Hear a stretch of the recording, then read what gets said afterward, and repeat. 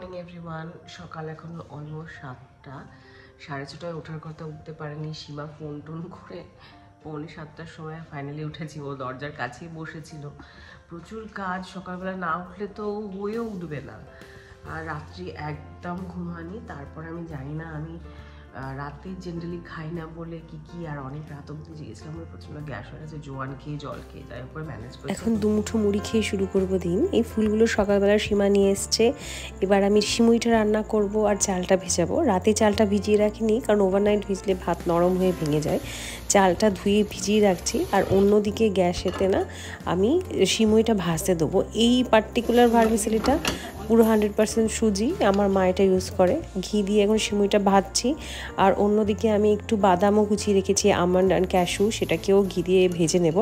ভাজার পরে একটা জায়গায় চিনি, দুধ, গরম মশলা দিয়ে ভালো করে সেটাকে ফোটাতে দেবো। এদিকে হচ্ছে আলুর দম, আর এদিকে আর একটা গ্যাসে পেঁয়াজ লাল করতে দিয়েছি। ম্যারিনেটেড চিকেনটা দিয়ে দেবো। আর এই ময়দাটা দিয়ে হবে ঢাকাই পরোটা। দেখো এখনই পুরো মোটামুটি ঘেমে চান করে গেছি। এখানে দেখাচ্ছি কি করছি। দেখো এদিকে ঢাকাই পরোটার জোগাড়জাটি হচ্ছে, এরকমভাবে বেলে বেলে রেখে দিয়েছি। অন্যদিকে দুধ ফুটছে, আর একদিকে পেঁয়াজ লাল করে রেখেছিলাম। সেইখানে আমি আবার আগের রাতে ম্যারিনেটেড চিকেনটা নুন দিয়ে ভালো করে কষাচ্ছি। আমার প্ল্যান হচ্ছে যে আমার কর্তামশাই নামাজ পড়ে ফেরার পরে যেন তাকে সঙ্গে সঙ্গে খেতে দিতে পারি, তাই জন্য এত তাড়াহুড়ো করছি। দুধটার মধ্যে এবার সিমুইটা দিয়ে দেবো। ওটা আস্তে আস্তে ফুটে ফুটে ওটা সফট হবে। আর আমি এদিকে তাড়াতাড়ি করে পরোটাটা রেডি করছি। জানো তো, ছোটোবেলা থেকে ঈদের সময় মা এই পরোটা আর আলুর দম আর তার সাথে একটা চিকেন কষা করতো, যেটা সবাই খেতে ভীষণ ভালোবাসতো। মার এটা বিখ্যাত। আর আমরা ঢাকাই পরোটা বলেই জানি। তবে ঢাকার কোনো মানুষ যদি আমার এই ব্লগটা দেখে থাকো, তাহলে অবশ্যই কনফার্ম করো এটা সত্যি কিনা, কারণ ছোটোবেলা থেকে শুধু শোনা। এদিকে দেখো আমার সিমুইটাও মোটামুটি রেডি হয়ে গেছে। এবার আমি পরোটাটা রেডি করব। পরোটাটা রেডি করার জন্য না, ওই যে বেলে রাখার পরে এটাকে এরকম হাত দিয়ে মোগলাই পরোটার মতো লম্বা লম্বা করে বাড়াতে হয়। টেনে টেনে বাড়লে ছিঁড়বে না, কিন্তু সুন্দর টেনে টেনে বেড়ে যাবে। এরপরে ওর ওপর দিয়ে তেল দিয়ে এরকম লেয়ার করে মুড়তে হবে। এদিকে একটা লেয়ার মুড়ে তারপর তেল, আরেক দিকে একটা লেয়ার মুড়ে তারপর তেল, তারপরে চৌকো পরোটার মতন করে সেটাকে ফোল্ড করে একটা গোল ঠিক ডাম্পলিংয়ের মতন শেপ দিয়ে এরকমভাবে নিয়ে এটাকে একেবারে ডিপ ফ্রাই করতে হয়। ভালো করে ডিপ ফ্রাই করলে একদম কুলচার মতো ফোলে, সুন্দর, একটুও ফোলা কমবে না, বাইরে থেকে ক্রাঞ্চি, ভেতর থেকে সফট, দুর্দান্ত খেতে লাগে। কর্তামশাই বাড়ি ফিরে গেছে, তার টাইম মতো খাবার দিতে পেরেছি, এই অনেক। একটু সামান্য দেরি হলেও দিয়ে দিয়েছি খাবার। আমার বাবা সোনা উঠে পড়েছে, সীমাকেও দিয়ে দিয়েছি। আর আমি আধখানা পরোটা আর একটা আলু নিয়ে বসেছি, যেহেতু আমি আলু খাই না। খেতে বসার আগে আমি বিরিয়ানির চালের জন্য জলটা গরম করতে দিয়ে দিয়েছিলাম, ওটা ফুটে গেছে। ওটা বেসিক্যালি গরম মশলা, নুন আর অল্প একটু তেল দিয়ে জলটা পুরো টকবক গিয়ে ফুটে গেলে ওর মধ্যে চালটা দিয়ে দিয়েছি। এবারে চালটা মোটামুটি হাফ ডানের একটু বেশি হলে আমি এটাকে নামিয়ে নেবো। দেখো এটা হয়ে গেছে, এটা নামিয়ে নেবো। করার সময় না এত হচপচ হয়েছে, আমি ঠিক করে ভিডিও করতে পারিনি। ওই পুরো ফ্যানটা ফেলার সময় কিছুটা ফ্যান রেখে দিতে হয় ওই লেয়ারিং করার জন্য।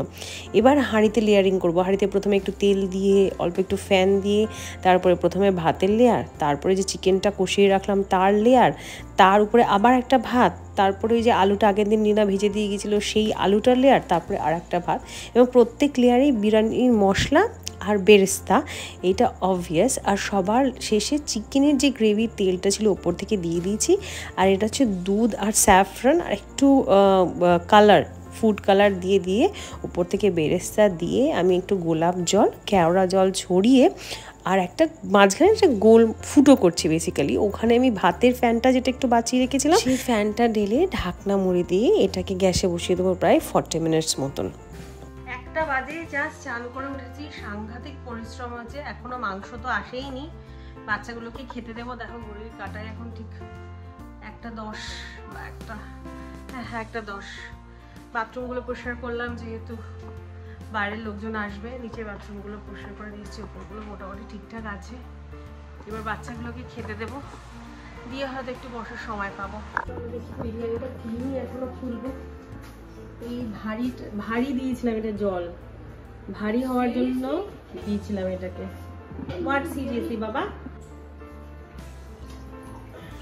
এই দেখ তার সাথে তো চলে আসছে। ঢাকনা খুলতে কিন্তু খুব সুন্দর গন্ধ ছেড়েছে, তোমরা তো এখান থেকে গন্ধটা বুঝতে পারবে না, কিন্তু আমার তো দারুণ লাগছে। ননস্টপ খাটাখাটুনি, বাট যদি ভালো হয় তো ওয়ার্থ ইট। সবাই চলে এসছে নিচে। আমি দেখো নিচে একটা তাওয়া দিয়ে তারপরে এটাকে দমে বসিয়েছি যাতে তলাটা না ধরে যায়, আর ওপর থেকে জলের একটা ভারী বা যে কোনো ভারী শিলনোড়া ওপর থেকে দিয়ে দিলেও হবে, যাতে দমটা ভালো পায়, কোনো স্টিম বাইরে না বেরোতে পারে। চলো এবারে খাওয়ার টাইম, ওদের খেতে দিয়ে দিই, আমিও খাবো, খেয়ে রেস্ট নেবো। সেই 6:45 থেকে ননস্টপ চলছে, আর যদি মাংসটা চলে আসে তাহলে তার রেস্ট নেওয়ার কোনো গল্পই নেই। খেতে বসতে না বসতেই শাশুড়ির কল এসে গেছে যে মিনিট 20 পরে বেরোতে হবে। তো 20 মিনিট তো খেতেই চলে যাবে, তারপরে আমার কর্তামশাই বেরোবেন, মাংস আনতে যাবে। তো আমার মনে হয় না আর খুব বেশি রেস্ট হবে। চলো সবার আগে খেয়ে তো নিই, তারপরে দেখা যাবে। রেস্ট তো কিছু হলোই না চাই, তার উপরে মাংস এসে গেছে। ওই যে 2টো বালতি বসানো আছে দেখছো, ওখানে মাংস রয়েছে, সব কাটাকুটি করে পরিষ্কার করেই এসছি, শুধু আমাকে প্যাকেট প্যাকেট করে দিতে হবে। আর রিনা আর সালমা গিয়ে দিয়ে আসবে। কিন্তু সবচেয়ে বড় কাজ কাবাব বানানো আর মাটন রান্না করা, সেটাও এর মাঝখানে করেছি। বাট কোনো ভিডিও আর নেই, বিকজ আমার গেস্টরা এসে গেছিলো, ওদেরকে ঠিকঠাক করে অ্যাটেন্ড করতে পারিনি, তাই আমাকে এই ব্লগটা এখানেই শেষ করতে হবে। তোমাদের সাথে আবার খুব শিগগিরই দেখা হবে পরের ব্লগে, ততদিন খুব ভালো থেকো।